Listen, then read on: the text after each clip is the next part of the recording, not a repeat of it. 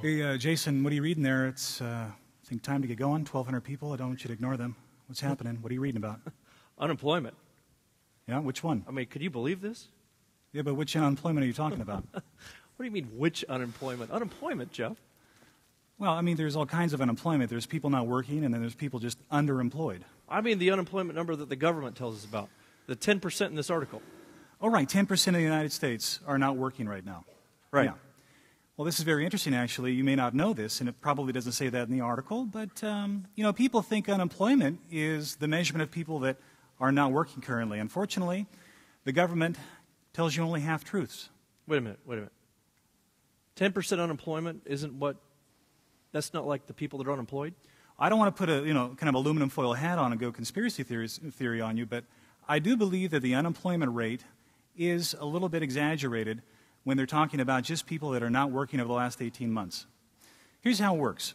Those people that have currently graduated, they have a degree from a 4-year, 2-year school, maybe a vocational certification, and they can't find a job, they're not counted. What? Yeah. The other people that aren't counted are those people that actually are deciding maybe they don't want to go back to work or they just can't find a job, so they frankly give up. But, Jeff, it says here the unemployment rate across the country is 10%. I understand. And those are the people that are only unemployed from 18 months ago till now. If you're in the 19th month of unemployment, they don't count you anymore. I'm sorry. So what is the unemployment rate then? Well, actually, the government, again, doesn't tell you that, but somebody called the Gallup poll organization knows because they poll 20,000 people every single week, and according to them, it's actually close to 20%. What? 20%? Yes. You're telling me that if we counted unemployment as really everybody that's unemployed, everybody that's not working, it would be 20%? Correct, 20%. Now, I don't know if that's true. It's really hard to know, but I know that when they say the economy is improving, I don't think they're counting the people that just gave up looking for jobs or they took the MIC job, the part-time job, right, to get by. Not everybody's counted, but there's some good news. If you're old enough, if you retire and you're around age 62 or older, you can collect Social Security. I mean, that should last a long time, right? Well, Jeffrey, I don't know. You must not read the B. It says right here, I missed it. What? Article yesterday was talking specifically about Social Security, and did you know that the year 2010 is the first year in the history of Social Security that the Department of Social Security is actually going to bring in less income through payroll taxes than they're going to pay out in benefits? Let me get this straight. They're going to spend more than they make? Right. I've never heard of that before. Well, how long can that last? Well, in my household, not that long. What about yours? I don't know. I don't have a money-making machine. I don't know. Well, you were talking about unemployment, and I think that that's the real big problem with Social Security. You see, with 20% unemployment, that means we don't have American people working to pay into the Social Security fund to help offset the balance between income and payments.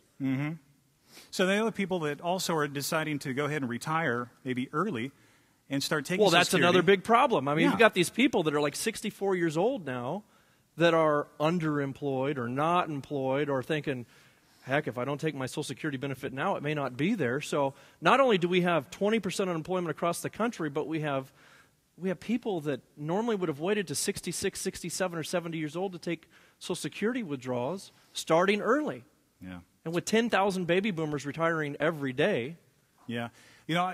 Maybe all I can say is there could be a bailout in the future for Social Security, you think? Or no? What, too many bailouts? What? That's the government's answer. Anyway, Okay. I'm Jason Gordo. This is Jeff Burrow. We make up Valley Wealth. Welcome to the Gallo Center for the Arts.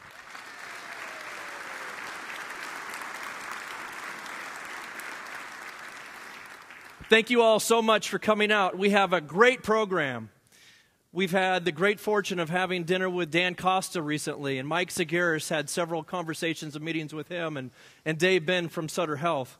What an impressive panel we have for you this evening. They're members of our community giving right back to our community.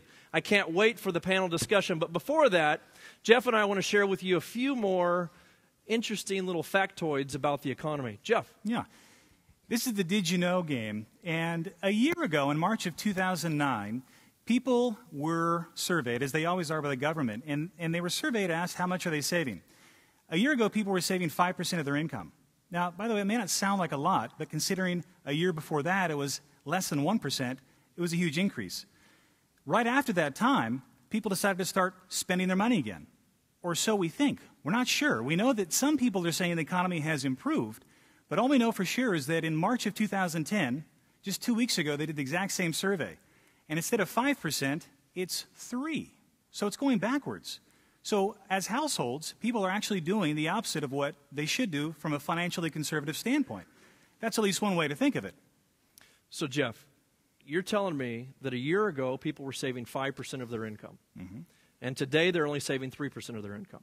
That's right. So I think they're spending more maybe. Is that one way to look at it? Well, let me ask you this question. Are they spending more, or is that big unemployment number impacting their ability to save 5%?